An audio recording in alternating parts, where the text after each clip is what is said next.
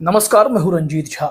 यौन शोषण के आरोपी पश्चिम बंगाल के गवर्नर आनंद बोस को लेकर आज कोलकाता हाई कोर्ट में सुनवाई हुई। जज साहब ने हैरान करते हुए एक आदेश जारी किया, जिसके मुताबिक पश्चिम बंगाल की मुख्यमंत्री ममता बनर्जी आनंद बोस पर कोई भी टिप्पणी नहीं कर सकती हैं। ऐसे में चूंकि आनंद बोस ने मानहानि का मुकदमा दायर किया था, उसके बाद हाईकोर्ट के जज साहब ने यह तर्क दिया, चूंकि वो गवर्नर हैं, इस वजह से पब्लिक प्लेटफॉर्म पर वो अपने बयानों को डिफेंड नहीं कर पाएंगे, इस वजह से कोई उनके खिलाफ नहीं बोलेगा। यह तो वही बात हो गई कि कोई जज साहब अगर किसी सोशल मीडिया प्लेटफॉर्म पर नहीं है तो उनके खिलाफ कोई टिप्पणी ही ना करे। जबकि आज ही एक रिपोर्ट में देख रहा था कि आप किसी को उसकी अभिव्यक्ति पर बोलने से रोक नहीं सकते, वो टिप्पणी करेंगे जहां उन्हें गलत लगेगा। हाँ, मामला डिफेमेशन का है तो आप साबित करो ना, साबित तो नहीं कर पा रहे। ऐसे में ममता बनर्जी ने भी कोर्ट रूम में जोरदार बहस की है। उनके वकील ने सीधे सीधे कह दिया कि ममता बनर्जी ने कुछ भी गलत टिप्पणी नहीं की है। आप सभी जानते हैं कि सीवी आनंद बोस पर यौन शोषण के गंभीर आरोप लगे हुए हैं।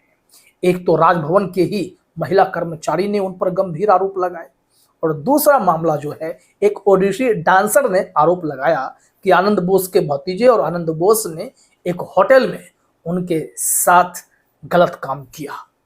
और यह मामला लगातार अभी चल रहा है। चूंकि एक राज्यपाल संविधान में दिए गए अनुच्छेद 361 के तहत संरक्षित होते हैं, उन पर उनके कार्यकाल के दौरान कोई मुकदमा नहीं चलाया जा सकता है, जिसके आड़ में वो एक के बाद एक फरमान जारी कर रहे हैं। हाल ही में उन्होंने राजभवन में पुलिस की एंट्री रोक दी थी। आपको याद होगा, यह खबर काफी चर्चा में आई थी। और वहीं वो किसी भी के भी खिलाफ एकदम से बड़े बड़े आदेश जारी कर रहे हैं। क्योंकि गवर्नर हैं तो संविधान में जो उनके पास निहित शक्तियां हैं वो उनका प्रयोग करने की कोशिश कर रहे हैं। लेकिन इस दौरान जो लोग उन पर गंभीर आरोप लगा रहे हैं, इतने घिनौने आरोप हैं कि उन्हें तो नैतिकता के आधार पर इस्तीफा दे देना चाहिए। और इस्तीफा देने का इतिहास रहा है गवर्नरों का। फिर चाहे एनडी तिवारी को आप याद कर लें, उन्होंने भी ऐसे घटनाक्रम पर इस्तीफा दिया था, उन पर भी कई आरोप लगे थे।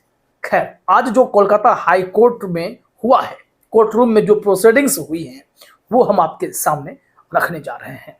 और यह जानकर आपको हैरानी होगी कि कैसे जज साहब ने यह तय कर लिया कि पश्चिम बंगाल की मुख्यमंत्री राज्यपाल पर कोई टिप्पणी नहीं कर सकती है। चलिए वो रिपोर्ट हम आपको दिखाते हैं क्या कुछ कोर्ट रूम में हुआ है। और हाँ, महुआ मोइत्रा ने भी जमकर क्लास लगा दी है ऐसे जजों के आदेश पर और सीवी आनंद बोस गवर्नर साहब पर। वो भी हम आपको इसी रिपोर्ट में बताने जा रहे हैं। यहाँ पर साफ लिखा हुआ है कि कलकत्ता उच्च न्यायालय ने मुख्यमंत्री ममता बनर्जी को पश्चिम बंगाल के राज्यपाल सीवी आनंद बोस के खिलाफ अपमानजनक बयान देने से रोका। लेकिन ममता बनर्जी ने अब तक कोई अपमानजनक बयान तो दिया ही नहीं है, तो फिर उनकी मानहानि कैसे हो गई, यह भी समझ से परे था। जो आनंद बोस पर आरोप लगे हैं, बस वही आरोप ममता बनर्जी ने दोहराए थे।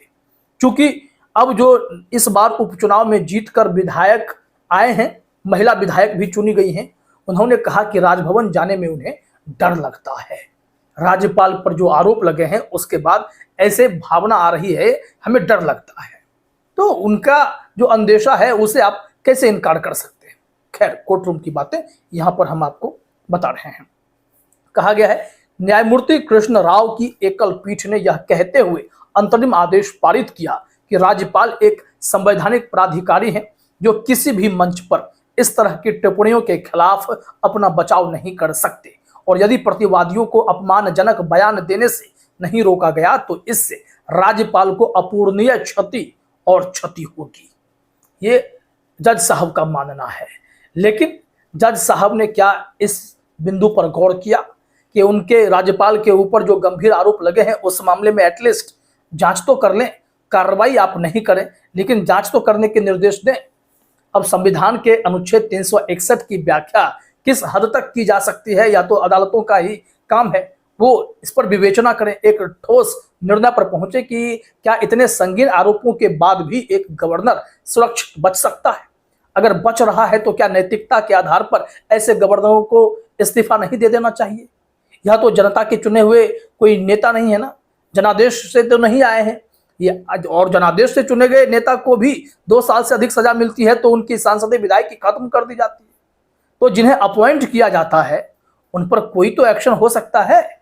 खैर, यहां पर देखिए, इससे पहले मुख्यमंत्री ने इस मामले में साफ तौर पर कहा था, अदालत को उन्होंने बताया था कि उनके बयानों में कुछ भी अपमानजनक नहीं है, जिसमें उन्होंने कहा था कि महिलाओं ने उनसे कहा था कि राज्यपाल द्वारा यौन उत्पीड़न के आरोपों के कारण वे राजभवन में आने में असुरक्षित महसूस कर रही हैं। ये सीबी आनंद बोस बनाम ममता बनर्जी एवं अन्य का केस है और केस संख्या भी इसमें साफ मेंशन है। और इस केस के बारे में ज्यादा डिटेल में जानना हो तो केस नंबर से आप जाकर कोर्ट में पता लगा लीजिए।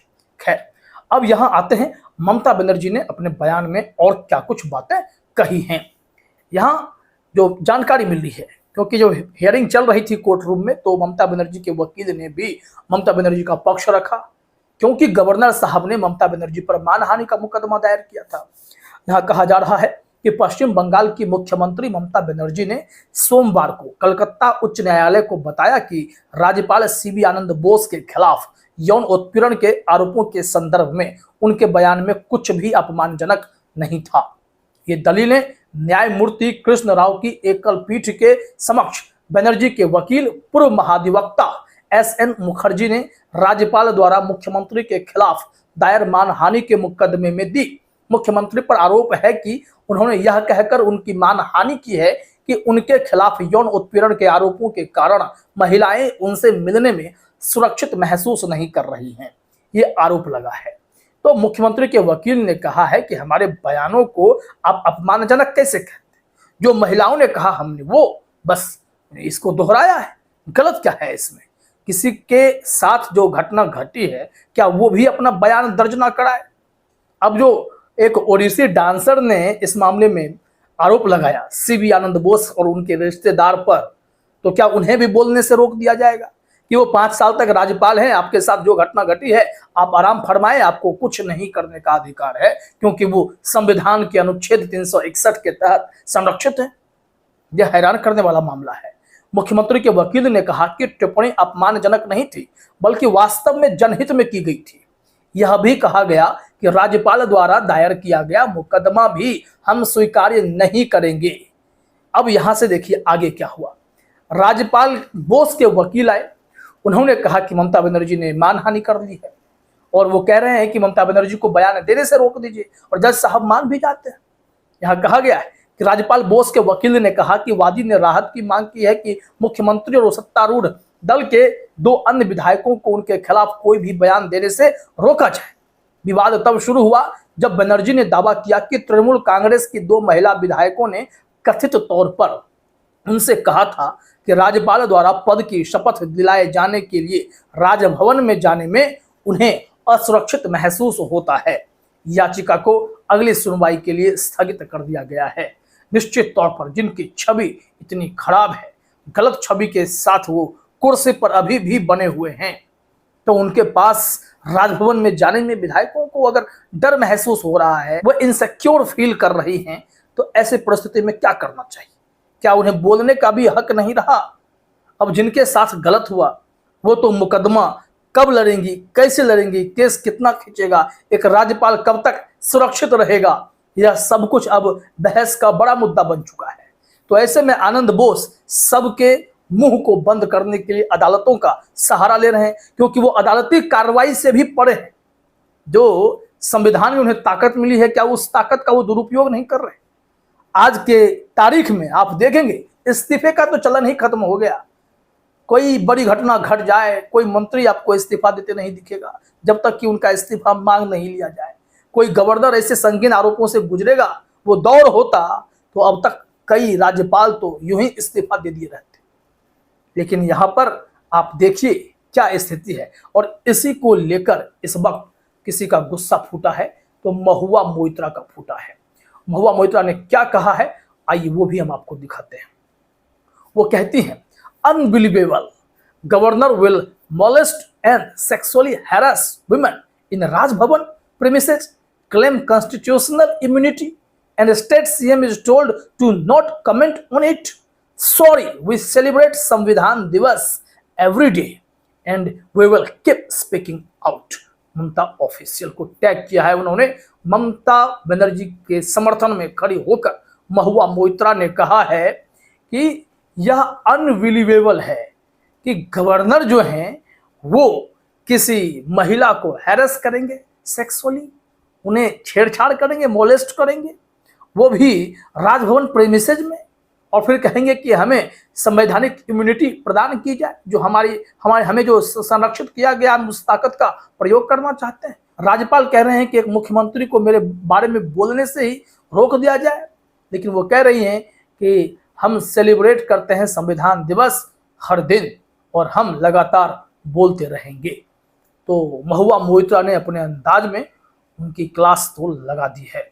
अब ऐसे में देखना होगा कि यह केस और कितना खिंचता है। ममता बनर्जी पर मानहानि का मुकदमा किया है राज्यपाल ने, लेकिन राज्यपाल पर कोई केस नहीं कर सकता, यही सबसे अजीब सा लगता है। फिलहाल इस वीडियो में इतना ही। आप सभी का हमसे जुड़ने के लिए बहुत बहुत धन्यवाद।